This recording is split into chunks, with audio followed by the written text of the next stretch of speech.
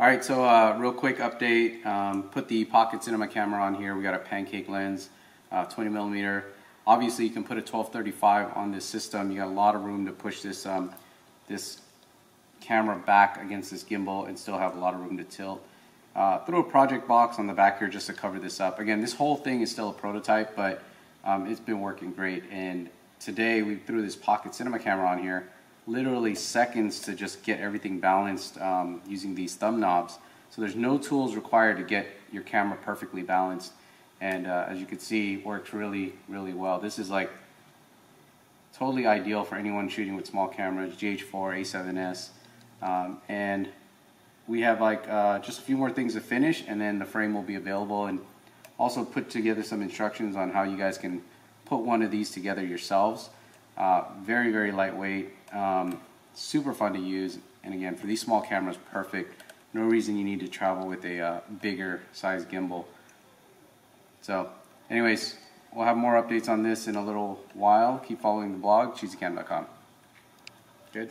Alright, so on Instagram yesterday someone asked if you can fly a Blackmagic Pocket Cinema camera and the Sigma 18-35 lens. Now that's a crazy setup for me. I would never fly that on a mini gimbal like this. But I was curious myself because there was a lot of thought that went into building this mini gimbal. It looks like there's a lot of space. It looks like it's a lot bigger than it needs to be, but matter of fact, there's a lot of considerations that went into this. There's a minimum width that you can make on a gimbal while still being able to access your HDMI ports, your SD, XC, and be able to add a Manfrotto quick release, and then as well as having the camera enough far forward so that when you put a larger lens, you can pull the camera back, still tilt the camera without hitting the back motor. So there was a lot of minimum requirements that I wanted to put into this design so that we didn't run into any of those issues. Now, I was able to fly my GH4 12-35. I did a Canon 5D Mark II, which this is not really designed to do, but I did it. Now I'm showing you the Blackmagic Pocket Cinema camera with the 18-35, which is heavy, crazy heavy. Now you know in order to use this lens, I have to add a Red Rock Live Lens adapter here to adjust the aperture. I'm using a Canon mount. So that pushes that lens out even further, adds even more weight. But you'll still see that I have enough clearance to tilt this camera, so I'm not going to run into the back motor here. I'm pretty amazed myself. I did not expect it to work this way, but let me just show you. I'm going to boot this up. Now, I haven't changed the PID settings, so it's not perfectly tuned, but you see I have my follow shots. I still have my follow and tilt. So, pretty cool. I'm not going to get too aggressive with this right now, but I just want to show you that it fits, it can be balanced, and maybe you'd have to tune it a little bit better, but it does work. Anyways, that is another quick look at what this little gimbal is going to be able to do. I made all the adjustments again very quickly. Again, just thumb knobs. You just loosen, tighten them depending on where your adjustments need to be. This is using the Basecam system, so I can add my joystick. I can add a second operator remote, so someone can manage it remotely. I have clearance for my HDMI here.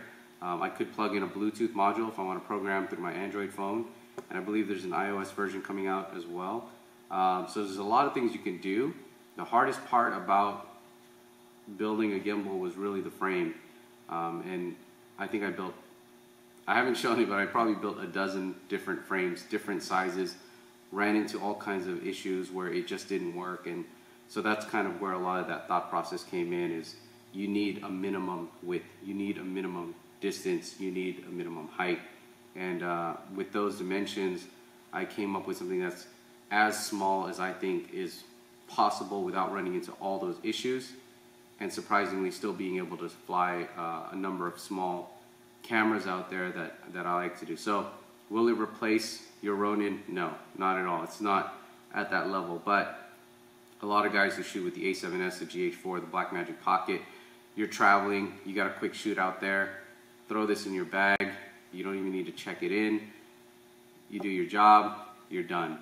You want to shoot in tight spaces, confined spaces, you want to carry this thing around for long periods of time, for hours on end, this is easy. So very fun gimbal right now. Hopefully we get the kit finished and built, and then you guys can take over the project, I guess, and then just start building your own and make refinements along the way. But yeah, very surprised at this guy. Very cool.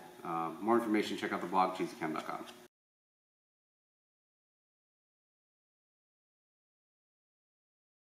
Alright, so I just went back to rebalance my Blackmagic with a 20mm pancake, because that's going to be used today.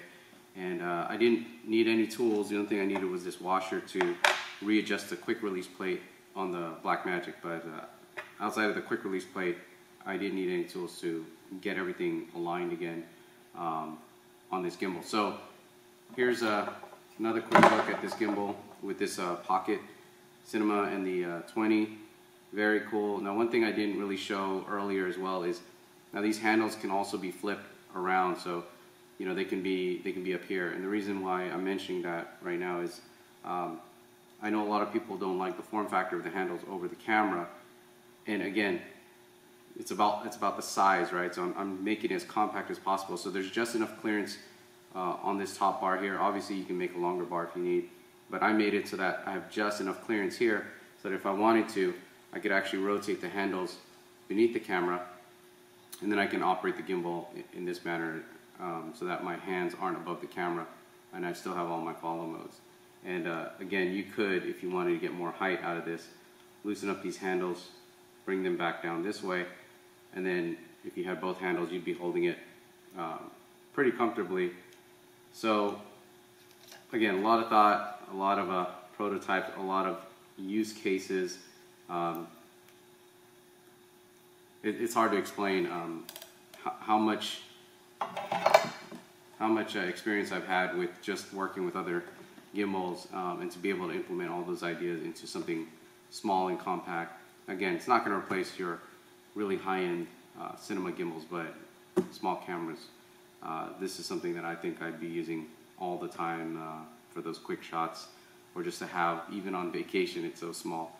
Anyways, keep following. Check out the blog, cheesycam.com.